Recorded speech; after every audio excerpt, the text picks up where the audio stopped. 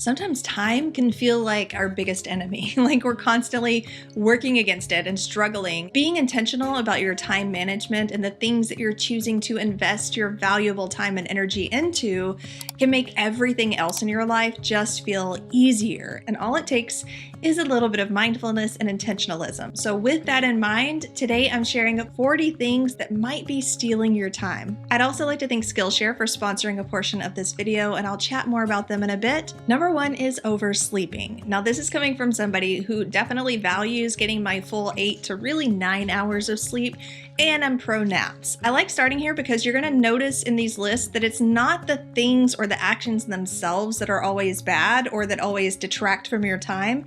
It's letting them get out of hand and not finding the right kind of balance. So speaking of balance, number 2 is undersleeping. When we undersleep, we get that mental fog, which naturally makes all of our projects slower. It drags things out. It decreases our efficiency when you haven't allowed your body to recuperate and regenerate, which is done through sleeping. Number 3 is a little bit deep, but I feel like it has to be mentioned because it's prevalent everywhere, and that is addiction. So whether you're draining all of your time away, like scrolling through social media or just attached to your cell phone or playing video games or drinking too much, smoking, drugs, like any kind of addiction, the nature of addiction is to time absorb. As I was making this list, I found that I kept coming back to some of my least favorite people traits that some people hold that I tend to be a little more annoyed by. And one of those is number 4, which is excessive worrying. Worrying is such a passive thing. Now, again, I'm not saying that you're never to worry or be concerned about anything, but it's that whole obsessive, habitual,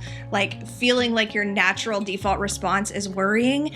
It's just a huge time waste. You can sit there and obsess and worry about any random thing and accomplish nothing other than maybe annoying the people that you're excessively worrying about. Number 5 is nosiness. So whether you are wasting your time peeking through the blinds at the neighbors to see what they're doing, or actively verbally gossiping about somebody to somebody else, or just like investing hours researching people to see what's going on in their lives and what you can talk about on social media, all of that nosiness is really just a waste of your time. You could be doing something more productive and more life-enhancing for yourself. Number 6 is under-planning or under-preparedness. I can tell you if I wake up and I don't have like a to-do list from the night before or some kind of a calendar telling me what I need to work on that day, I'm probably not going to get a whole lot done. But number 7 is over-planning. Undercook, overcook. That's a Parks and Rec reference. You undercook fish, believe it or not, jail.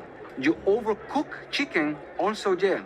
Undercook, overcook. Over-planning is also a waste of time. It's a way to really just get into the details and focus on something beyond the point that you need to be focusing on it, and it pulls your attention and your energy around from bigger picture thinking and from other tasks that you probably should be working on. In fact, over-planning can be a really great form of procrastination. Number 8 is poorly functioning equipment. Those things are a huge waste of time, and I know a lot of times we'll be like, I don't want to invest in a new one of these things, so I'm going to try to rig this to make it last as long as possible, but sometimes we push that so far that we're actually wasting more time than its value is worth in the process. Number 9, not having a grocery list. I mentioned this one in my 15 systems that have simplified my life, that we have a continuous list running throughout the house. That way I'm not having to try to rack my brain right before I go to the store, and I'm definitely not putting myself in a position of showing up to a grocery store with no idea and no list, because I will stare at aisles for hours. Number 10 is lacking systems. That means either not having systems or having systems that are just kind of working and nobody's really enforcing or sticking to. Systems are basically just these engines and cogs that keep things flowing smoothly so everybody knows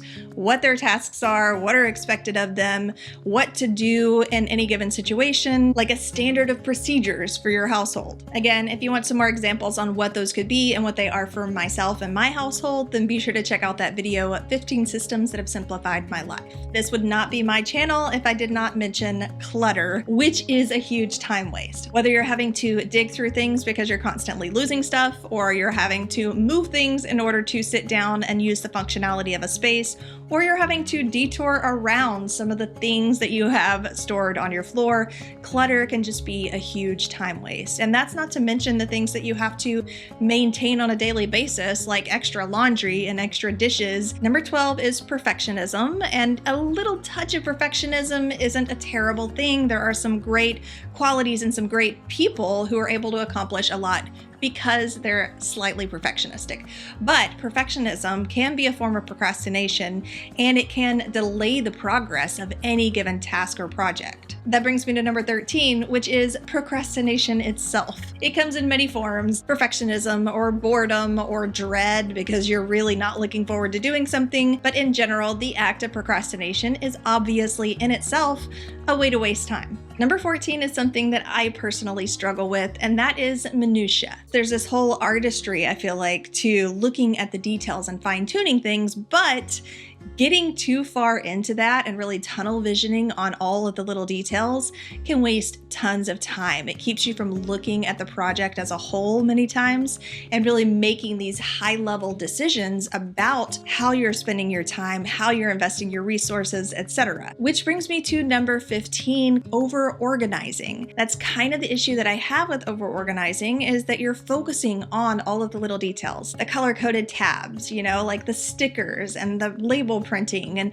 all of the little things that can be a lot of fun, but it also can be a huge waste of time, not only in creating the over-organized systems, but in maintaining them later on. But in all things, balance, right? Because number 16 is under-organizing. If you don't know where things go, if you don't have a clear idea of the functionality of any given space because there's just a lot of disorganization, then you're having to invest more time into locating and planning and figuring out what's going on and where things are. So you do need to have some level of organization in order to be efficient inside of your space. Number 17 is figuring things out. I have a love-hate relationship with this because I do love to dig into things. I love to learn and I love to grow in every area. And I feel like when you invest time into figuring things out yourself, a lot of times it does stick better.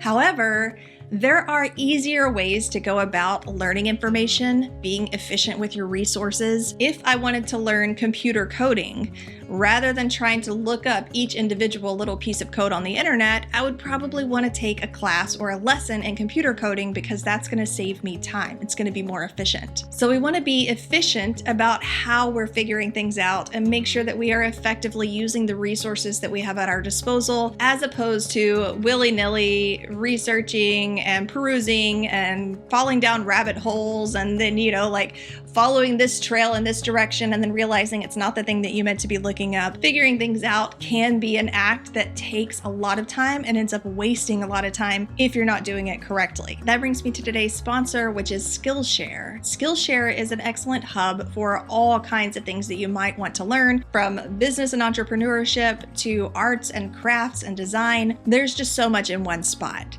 Maybe you're resonating with a lot of the lists that we're going on today and you would love to amp up your productivity. Well, I've recently been learning from Thomas Frank, who's also a YouTuber, but he really specializes in productivity systems and education. He makes a good distinction that I think is important for today's subject as well, which is that productivity is not about doing more stuff and being able to squeeze more into your day, but it's about doing the things that you're already doing and want to continue doing efficiently, giving you more free time and making things easier in the process. And what I love about his lessons is that it's focused on applicable systems and tangible things that you can use to really be more productive in your daily life. The first 1,000 people to use the link down in my description will get a 1-month free trial of Skillshare so that you can go figure things out the smart way. Moving on in our list here, number 18 is multitasking. Research has shown that we're not actually able to multitask multiple different tasks and ideas at once. So instead, what our brains are doing is jumping back and forth from one task to another. And research actually calls it context switching. And it has been proven to exponentially decrease our efficiency with each additional task that we're trying to multitask, which is also exponentially increasing the amount of time wasted. The only time where I feel like multitasking is really valid is when it comes to number 19, which is waiting. Now, there are some things just in life that we have to wait on, but we're not actively sitting there doing nothing while we're waiting. Like when you call a government office and you are expecting to be on hold for 45 minutes to 2 hours, then it's a good time to try to do another task, use that time more efficiently so you're not literally just wasting your time sitting on hold cold on the phone. Number 20 is some relationships. And you know what those relationships are, especially if they are toxic relationships, because by nature, toxic people tend to absorb your time and energy. It's like just being in a relationship with them or having them in your life at all is absorbing and taking away all of your time and energy. Even if it's not a toxic person, just over investing and overextending your social capacity in relationships that aren't really providing a whole lot of value can be a huge waste of your resources. Number 21 is something that we can't always control, and I absolutely hate it, and that is mental fog. When you're not optimized mentally, it really does slow down all the other processes. And a lot of times this is biologically based or even medically based, and there's not a whole lot that you can do about it, but sometimes there are things that you can do. So making sure that you're eating the right foods and that you are actually eating food and not skipping meals. Making sure that, going back to numbers 1 and 2, that you're not oversleeping and giving yourself mental fog that way, or undersleeping and taking away your mental clarity in that capacity. Number 22 is a good one, and it is not evaluating, not auditing things.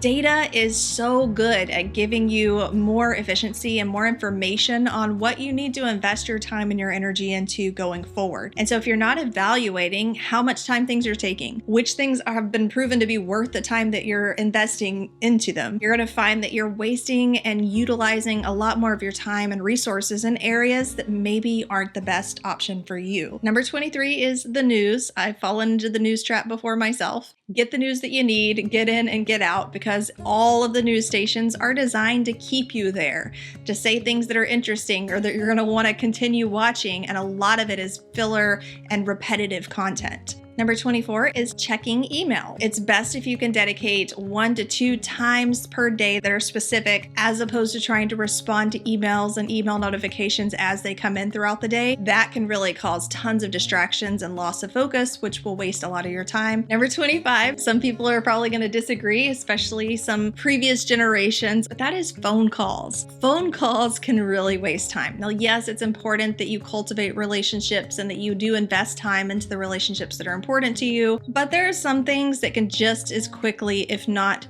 way more effectively, get translated through a text or an email or something that's faster than having to sit and have the pleasantries and the filler conversation and, waiting on the phone, essentially. You can spend hours per phone call just sitting on the phone. I'll tell you, most of the time, I just don't do it. I will leave my phone in the other room, I'll put it on Do Not Disturb, and I'll respond to my text messages as I need to, as I go back and check on them. Won't even respond to some phone calls unless a voicemail is left. I'm able to do this and feel okay about it because 26 is people pleasing. If you are wholly devoted to people pleasing, or you just have this personality or nature or habit about you that makes you feel like you need to make everybody happy. First of all, that's not possible. You're going to be disappointed pretty regularly, but also it's going to take a lot of your time, because if you're trying to make people happy, that's not something that's going to be constant. People are always going to need something more to make them happy. And so you're going to find that you're investing quite a bit of time in just trying to fill this void or this purpose of people pleasing. Number 27 is checking your phone. Also probably ties back to what we mentioned earlier about addiction, technology addiction. It can be really good practice to turn off the notifications or set times for your notifications so that you're not constantly being drawn to look at your phone and then get distracted by something else that you never intended to look at when you pulled your phone out. Number 28 doesn't need much explanation, and that is mindless TV watching. Number 29 is shopping. Yes, it takes a lot of time. Sure, it can be fun. It can be a great way to decidedly procrastinate, but it does take time. And so if there are things that you need to shop for, not even that you're necessarily wanting to waste time shopping for, but that you're like, I need to do this shopping trip, it can be great to really batch those times, try to do them all in one fell swoop while you're out. Number 30 is overextending. This ties in a lot of the things that we've spoken about previously, like multitasking and people pleasing and under planning. All of these things can lead to and be the result of overextending yourself. And when you overpack your calendar, kind of like with the multitasking, you're having less energy and efficiency and time available to dedicate to any given thing. So you're going to find that your efficiency does tend to drop off, and also that you're constantly out of time and don't have enough time to finish your to-do list and don't have enough time to do the fun activity that you wish that you could do, like reading a chapter of your book. Number 31 is interruptions, which is kind of obvious. When people interrupt your progress, it takes you a minute to get back into your flow. But on the other end of that spectrum, number 32 is tunnel vision. This is another thing that I struggle with, because when you're so hyper-focused on any given task or project, everything else can kind of get fuzzy and fall to the background. And all of a sudden, you don't have time to do all of the other things that you need to do. You don't have the time for yourself. And also, probably even more importantly, you're not zooming out and able to get a bird's eye view of the project as a whole and get that higher level thinking. So tunnel vision can really just suck all of your time and energy into this tunnel. Number 33 is long timelines. There's that whole saying that I'm going to misquote, but essentially it says that tasks expand to fill the time allotted to them. So if you are in a college course, for example, and it says at the end of the semester there's a research paper that's due, well, you're probably not going to get that research paper done in a week or two, even though you could. You're going to wait till the end of the semester. It's going to fill that time. So a lot of times when we're too generous with our timelines, it actually does us a disservice. Number 34 is dread. That's another one of those causes of procrastination. Just, oh, I don't want to do it, or it seems like it's going to be a big slog. And so we feel this dread. And not only does it make the process slower because we're dragging our feet and our mindset is not on board with the project, but also it leads us to doing other things. And in general, it just adds extra pockets of wasted time throughout the entire task or project. Number 35, I think, is an interesting one, and that is micromanaging. It's like you've already asked somebody else or delegated a task to somebody else. It could be your spouse, it could be your kids, like anybody. You ask them to do something, but then you sit there and you micromanage the whole thing. And essentially, it's like there are two people putting in the amount of time that one person was meant to put in. But we've also got to mention the other end of the spectrum, which is shoddy work, and that's number 36. When you do something wrong and you have to redo it, that again is a waste of time. You're wasting 100% of the time that you previously spent doing something because you took shortcuts, or you didn't do it right, or you went the super cheap route for something that you knew wasn't going to last longer than a couple of days. Number 37 is having too many options. This is one of those byproducts of clutter as well. Having too many options and too many decisions to make can lead to decision paralysis. You're kind of just frozen in this in-between time period from I need to make this decision and actually making the decision. Pulling back to, again, my least favorite people traits. Number 38 being easily offended. People who are easily offended end up investing and wasting a lot of time in their offense. They're sitting there, they're brooding, they're pouting, they're upset, they're angry, they're arguing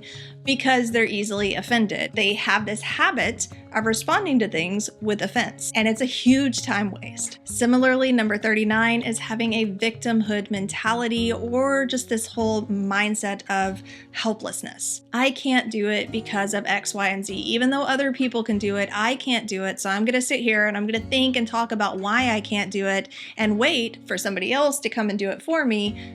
You know, like this whole mindset really can really hold you back from taking any action, from being productive, efficient, from growth in general, and in itself is a huge waste of time. And number 40, which kind of touches on all of them, just to wrap things up, is a negative or unhelpful mindset. So I'm not just talking about personality traits or habits that we may have, like the victimhood mentality or the worrywart, but just having a mindset that's not on board with whatever it is that you're going to be doing adds an extra level of resistance. And resistance slows things down. It adds friction, right?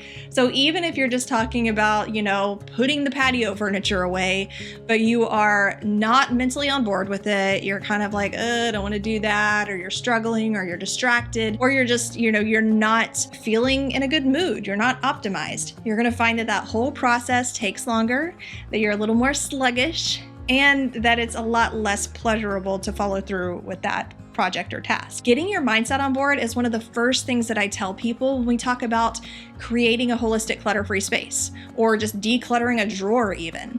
If you get your mindset on board first, things are going to move more quickly, they're going to be a lot more easy to do, and they're going to be a lot more pleasurable in the process. If you like this video, be sure to give it a thumbs up. I'll chat with you here next week.